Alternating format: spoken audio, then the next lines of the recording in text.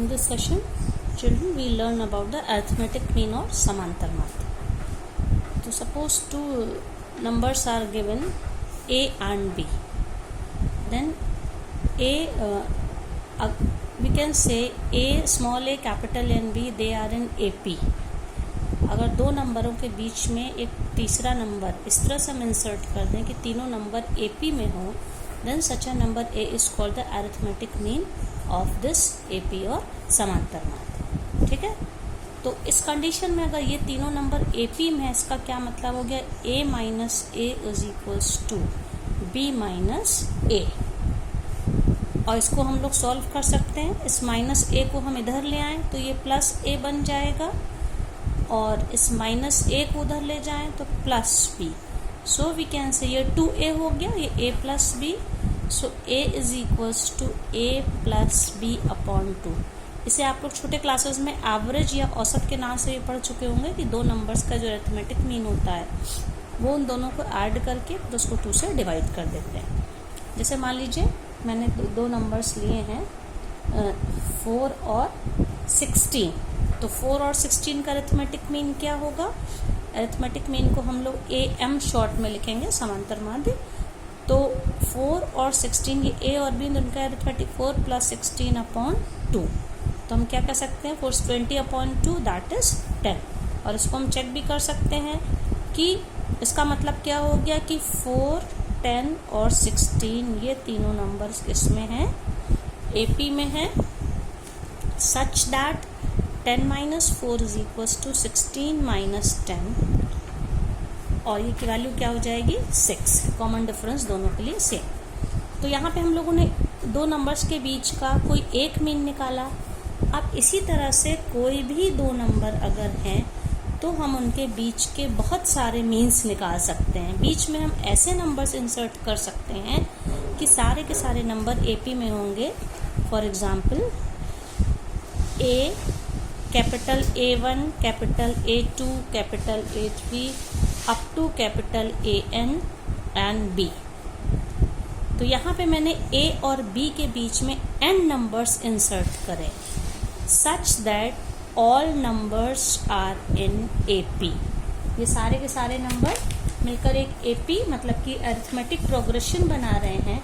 तो इन बीच के जितने भी नंबर्स हैं ये A1, A2, A3, AN, ये टोटल n नंबर्स को हम इनके बीच के अरिथमेटिक, ये मीन्स मतलब है इनके बीच के, तो हम कहेंगे कि इस तरह से इंसर्ट करें कि ये सारे के सारे नंबर AP में हो गए. ठीक है, तो इस कंडीशन में यहाँ पे आप देखिए जो फर्स्ट टर्म A है और लास्ट टर्म B है, और टोटल मैंने n नंबर्स इंसर्ट करें, बीच में इस तरह से डालें कि सारे के सारे नंबर AP में हैं. तो टोटल नंबर ऑफ टर्म्स क्या हो जाएगा, number of terms will be, यहाँ में n तो ऑलरेडी मैंने यहाँ लिख रखा है. Okay, so number of terms हो जाएगा इन, ये n नंबर्स हैं और ये फर्स्ट एंड लास्ट को मिला के n प्लस 2. ओके, और तो इस तरह से हम, अब B यहाँ पे लास्ट टर्म है, nth, ये n plus 2th term B है. ओके, तो हम ये कह सकते हैं यहाँ पे कि B is equals to first term A plus n minus 1D. यहाँ पे n की वैल्यू क्या है, n प्लस 2 माइनस 1, ये n माइनस 1 इंटू D. तो इससे हम लोगों को D की वैल्यू मिल सकती है. क्या हो जाएगा, n प्लस 2 माइनस 1 को अगर हम ब्रैकेट खोलेंगे तो क्या हो जाएगा, ये n plus 1D is equals to B minus A, या D is equals to B minus A upon n plus 1. जब भी कोई भी दो नंबर के बीच में हमको जितने भी नंबर्स n नंबर अगर हम इंसर्ट करेंगे तो सब, अगर वो सारे के सारे नंबर AP में हैं तो यहाँ पे जो कॉमन डिफरेंस होगा वो क्या हो जाएगा, B minus A upon n plus 1. इसी फॉर्मूले की हेल्प से हम लोग, ये D हो गया. अब बीच के हम लोग, तो हम इसका क्या मतलब हो गया कि nth टर्म यहाँ पे हम फर्स्ट टर्म A1 की वैल्यू निकाल सकते हैं. A1 हो जाएगा A प्लस, फर्स्ट टर्म है A प्लस, क्योंकि ये इस AP का ये सेकेंड टर्म है जो पहला नंबर इंसर्ट किया है, तो A प्लस ये सेकेंड टर्म है, तो n की वैल्यू यहाँ पे 2 हो गई. a प्लस यहाँ पे टी एन होता है या ए एन होता है, a plus N minus 1d, तो ये हो जाएगा 2 minus 1 because a1 is the second term into d। Okay, तो ये हम इसको a प्लस डी, और d की वैल्यू क्या है यहाँ पे आप देखिए, d हम लोगों ने ऑलरेडी निकाला है, तो a plus b minus a upon n plus 1। Okay, इसी तरह से हम लोग a2 भी निकाल सकते हैं। a2 क्या हो जाएगा, जैसे a1 है a plus D, a2 means third term, n minus 1 की वैल्यू यहाँ पे 2d हो जाएगी, a plus 2d, so a plus 2 into B minus a upon n plus 1। ठीक है, तो इसी तरह से हम a nth टर्म अगर हम लाइन से निकालते चले गए तो ये हो जाएगा a प्लस एन डी। हमने अगर n नंबर्स डाले तो a n की value a plus N D, it will be a plus n in bracket b minus a upon n plus 1। तो इस तरह से हम लोग जितने भी हमने बीच में नंबर्स इंसर्ट करें उन सबकी वैल्यू को निकाल सकते हैं। इसके लिए अब हम लोग एक एग्जांपल लेते हैं। जैसे ये क्वेश्चन मैंने मान लीजिए लिया है, इंसर्ट 6 नंबर्स बिटवीन 3 and 24। तो हमें 6 नंबर्स इंसर्ट करने हैं, बीच में इसमें हमें इनको डालने हैं। तो मतलब first number is 6। Let the first inserted number be a1, then a2, a3, a4, a5, a6, then the number is 24. So total number of terms are here 8. 6 plus 2 8.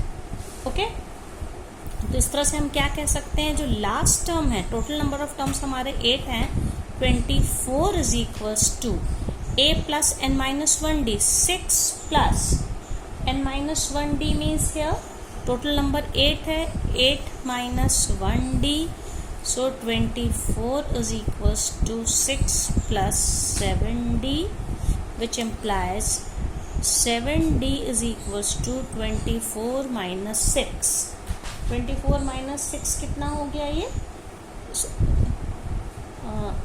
Sorry it was 3 था ये। Okay, 3 children, this number is 3। So 24 minus 3, it means 7d is 21, which implies d is equals to 21 upon 7, 3।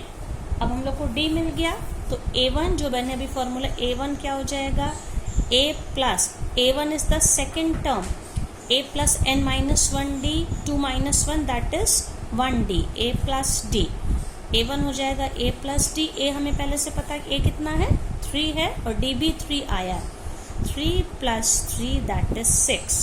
a2 क्या हो जाएगा, a plus a2 means third term, a plus 3 minus 1, n minus 1 होता है 3 minus 1d, so a plus 2d, it means 3 plus 2 into 3, this is 9.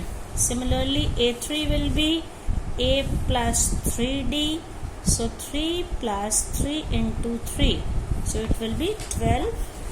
a4 will be a plus 4d, 3 plus 4d, sorry, 4 into 3, this is 15.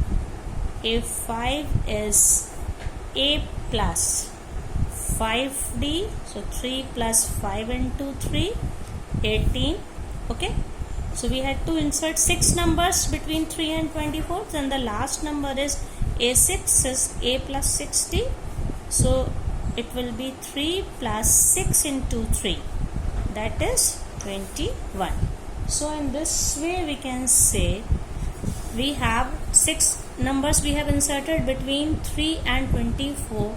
So 3, 6, 9, 12, 15, 18 and 21 are in AP.